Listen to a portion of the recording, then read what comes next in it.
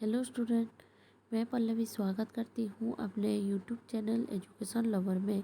आज हम एक नई कविता के साथ यहाँ पे चर्चा करने जा रहे हैं, जो कि एक पीली शाम है और इसके कवि का नाम है शमशेर बहादुर सिंह। कवि जो है वो अपनी शिल्प और जो उनकी टेक्निक है उसके माध्यम से वो कविता को अपने शब्दों में बांधते हैं। कभी यहाँ पे जो पीली शाम है, जीवन के जो हमारे चक्र चल रहे हैं, जीवन से मृत्यु तक की जो सफ़र है उसको यहाँ पे किस प्रकार पीली शाम के तरह उन्होंने तुलना की है। यानी पीली शाम जैसे ढल जाती है, यानी जो सूर्य है जैसे ढल जाती है, उसी प्रकार हमारे जीवन में भी परिवर्तन आता है और बाद में हमारा जीवन हम यानी मर जाते हैं, मृत्यु हो जाती है हमारी। तो कवि ने उसी को यहाँ पे अपनी प्रेयसी के जाने के गम में अतीत के जो पन्ने हैं उसी को यहाँ पे कवि ने चर्चा किए हैं या फिर उन्होंने वर्णना किया है। तो चलो शुरू करते हैं कविता। एक पीली शाम, पतझड़ का जरा अटका हुआ पत्ता, शांत मेरी भावनाओं में तुम्हारा मुख कमल, कुछ म्लान हरा सा कि मैं हूँ वह मौन दर्पण में तुम्हारी कहीं।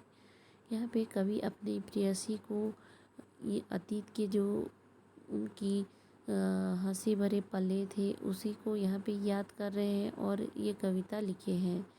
जो कविता है वो पीली शाम की तरह तुलना किए हैं, यानी जिस प्रकार सांझ होने के समय पे जिस प्रकार सूरज का चले जाना या फिर अंधेरा की आहन अंधेरा जब आ जाती है उसी का यहाँ पे वर्णन किया गया है।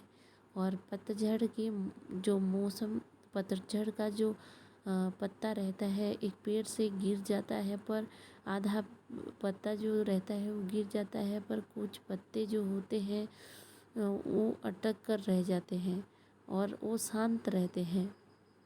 उसी प्रकार कवि यहाँ पे बताना चाह रहे हैं कि जीवन का जो हमारा सफ़र है वो पतझड़ की तरह है, पत्ते की तरह है। हमारे जीवन, उनकी जो प्रेयसी है उनकी प्रेयसी का जीवन यहाँ पे अटका हुआ है, यानी जीवन जाते जाते उनकी जीवन का आधा जीवन बचा हुआ है, यानी उनको जीवन से मुक्ति नहीं मिलने की वो आशा कर रहे हैं, पर क्या कर सकते हैं, नियति की जो ये है वो टाल नहीं सकते।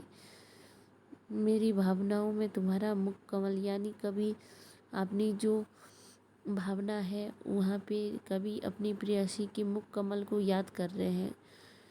कुछ म्लान हरा सा, यानी उस समय जो उनकी हारा हुआ चेहरा था, जो दुख भरा चेहरा था, म्लान हो गया था, उसी चेहरे को कभी यहाँ पे दर्पण में याद कर रहे हैं। दर्पण देख के उनको याद आ रही है और वो बता रहे हैं कि उस दर्पण में तुम तो कहीं पे थी, मैं खुद को देख रहा था, पर तुम भी उस दर्पण में थी। वासना डूबी शिथिल पल में, स्नेह काजल में ली अद्भुत रूप कोमलता।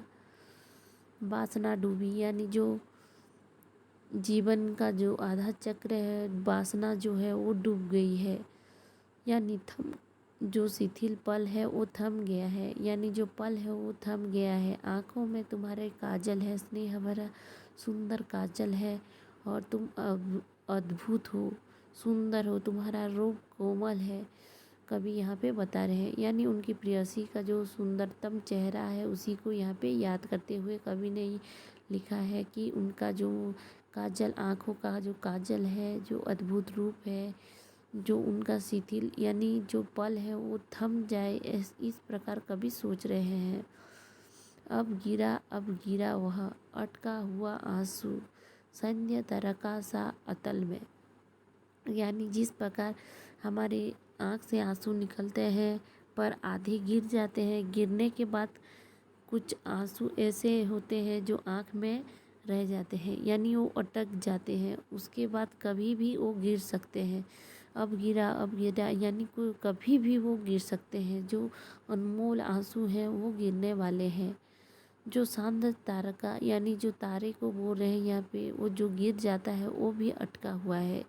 उसी प्रकार जीवन का जो हमारा सफ़र है वो भी इस प्रकार है। जिस प्रकार जो पीले कलर का जो रहता है सांझ यानी जिस समय सूरज का ढलन होती है उसी समय जिस प्रकार कलर रहती है ज़िंदगी में, उसी प्रकार हमारे कुछ पल ऐसे रहते हैं और बाद में वो मृत्यु के रूप में यानी ख़त्म हो जाते हैं, अंधकार आ जाती है।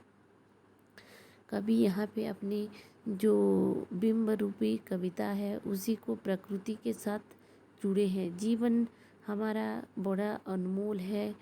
वो जिस प्रकार पतझड़ में जो पत्ते रहते हैं वो गिरते हैं, जिस प्रकार आंसू भी रह रह कर गिर जाता है, संध्या तरह का भी उसी प्रकार है। तो जीवन चक्र का ये जो गति है उसी को यहाँ पे कवि ने बड़े सुंदरता के से साथ यहाँ पे बताए हैं। ये कविता आज इतना ही। अगर आप सबको मेरी वीडियो अच्छी लग रही है तो लाइक शेयर एंड सब्सक्राइब करना ना भूलिएगा और कमेंट में ज़रूर बताइएगा।